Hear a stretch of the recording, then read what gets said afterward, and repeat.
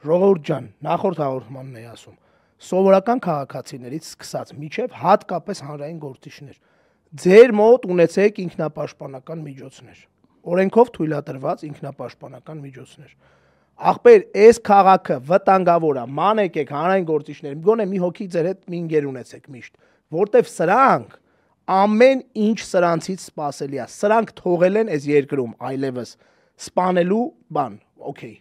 Այսօր վաղը մյուս օրը սաղիս նկատմամբ կարա լինի ցանկացած նմանատիպ ոտնձգություն։ Իհարկե այդ պայմաններում ուզում եք 10 հոգով լինեիք, ոչ մեկ չէր փրկվելու,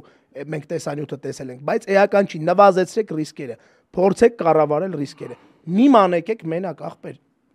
Ունեցեք մոտներդ ձեր ինքնապաշտպանությունը համապատասխան ապահովելու միջոցներ։ Օրինակ, սովորական քաղաքացին կարող է փողոցով քայլի, մեկը գնացած լինի նարկոտիկը գտնելու, պահիտակ այդ մարդը այն տեղում կանգնած լինի, որտեղում ինքը նարկոտիկն է, ինքն էլ լոմկի տակ է, այն որ տենում եք տելեգրամներում։ Մի հատ դանակով հանի կողի ձեզ։ Զգուշ եղեք, ախպեր, այս երկրում չկա ոստիկանություն։ Այս երկրում չկան մարմիններ, որոնք պետք է ապահովեն մեր անվտանգությունը։ Հանրային գործիչների դեպքում ավելի վատ է, այնա Վազգենը բերեց օրինակներ, հա, մարդկանց զրկում են դաշա այն մարդուն, ով ունի հնարավորություն ինքնապաշտպանելու, դրանից են զրկում։ Բայց դուք էլ սովորական քաղաքացիներ ջան, քաղաքում վխտում է զենք զինամթեր, կարող է մի հատ Opel-ի շոֆեր հանի կրակի, մի հատ Priora-ից հանեն ձեր վրա կրակ, էական չի ինչ զենքով, էական չի։ Հիմա վերցնում է Նիկոլը նագրադնոյ զենքերը, նախկին իշխանությունների կողմից տված նագրադնոյ զենքերն է վերցնում, որ մարդիկ դաժե ոչ մի բան չունենան, ախպեր իրանց մոտ ինքնապաշտպանվելու։ Ուշադիր եղեք, պատրաստ եղեք ձեր կյանքը պաշտպանելու։ Կյանքի իրավունքը այսօր այս երկրում խիստ հարցականի տակ է։ Իդեպ մի բան եմ ուզում հիշեցնել, մեր նախորդ թողարկումը, ոնց որ դու ասացիր, հենց նախորդ թողարկման ժամանակ մենք բարձրաձայնեցինք այն, որ էլի ինչ որ տենց անհասկանալի իրավիճակում տարբեր զինատեսակներից կրակոցներ եղել, բայց նաև չմոռանանք մյուս թեմաները նախորդ թողարկման։ Նա ընդհանրապես մի քանի օր անց է, ախպեր 50 հոգով, էլի դաբրոյով, կադաստրի այդ պետը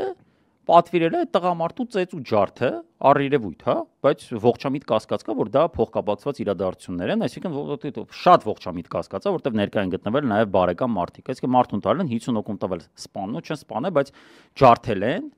ու այդ մարդը, չգիտեմ, մի կերպ հասել է ինչ որ տուն ու պարկած է մինչև հիմա։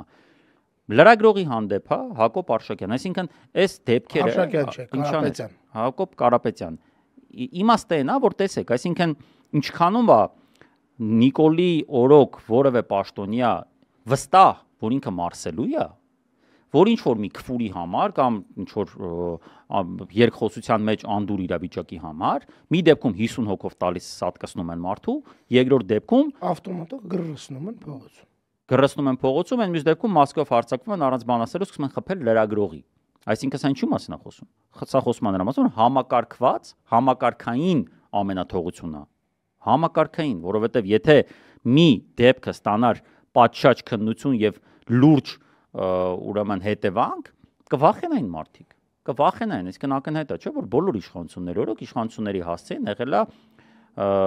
վատ վերաբերմունք ինչ որ մի սեգմենտի կողմից, վատ արտահայտություններ, բայց այս դեպքով մենք տեսնում ենք, որ սրանց մոտ չկա տորմոզ, եթե իրանք ներծից ստացած լինեն այդ հրահանգը, որ դուք պետքա իգնոր անեք տենց բաները։ Էսա քո արած մենեջմենտը, այդ որ ասում ես, տենց պետքա տենայինք ինչ կերպով կարող էինք կանխարգելել։ Շատ հեշտ կարող էիք կանխարգելել, եթե ռեսուրսը զբաղվեր նրանով, ինչով պիտի զբաղվի, այլ ոչ թե մտներ մեր կոմենտները կարդալ, մարդկանց վկա սարքեր, մեզ էլ մեղադրել տաներ նստեցներ, հետո էլ նստեցներ, ասեիր ամեն դեպքում դալշը շարունակեք նայել այդ թողարկումները։ Մեր հետևից այդ քո մեքենաները կամ ես իմ ուղարկում ես չհետևեին թե մեր քայլերը, ասենք Վազգենը գնաց KFC։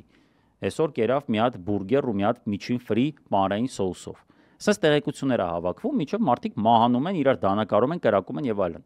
Ասենք կայֆ է էդի։